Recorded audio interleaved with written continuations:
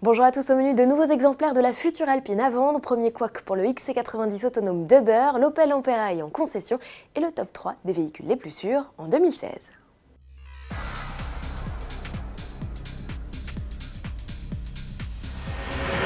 C'est reparti, Alpine réouvre le carnet de commandes de sa berlinette. Plus question d'acquérir une édition limitée dont les 1955 exemplaires ont tous été réservés en 48 heures. Cette fois, le constructeur propose de mettre la main sur les versions classiques de la sportive, modèle dont la production débutera en 2018 et dont on ne connaît ni les caractéristiques techniques ni le prix. Il dépendra de l'équipement choisi, précise Alpine. On peut donc espérer que le ticket d'entrée établi entre 55 et 60 000 euros pour l'édition de lancement chute autour des 50 000 euros. À confirmer, bien sûr. Pour l'heure, seule certitude, pour que la future Alpine devienne vôtre, il faut verser un acompte de 2 000 euros via l'application officielle sur smartphone. Après Pittsburgh, les XC90 autonomes d'Uber viennent de prendre leur quartier en Californie. SUV qui viennent de s'illustrer lors de leur premier tour de roue à San Francisco. Et pas de la plus belle des manières, les XC90 équipés de tout leur attirail de capteurs et autres radars ont été pris en flagrant délit à plusieurs reprises en train de griller des feux rouges bien mûrs.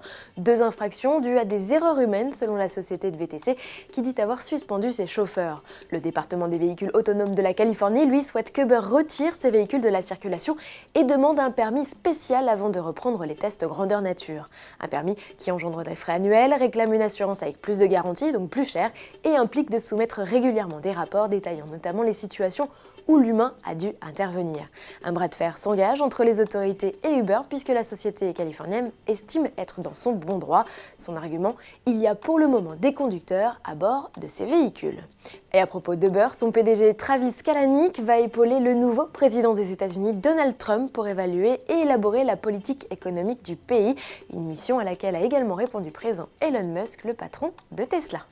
Star du Mondial de Paris 2016, l'Ampera s'apprête à rejoindre les concessions et c'est en Norvège, premier marché européen des véhicules électriques, qu'Opel a choisi de débuter la commercialisation.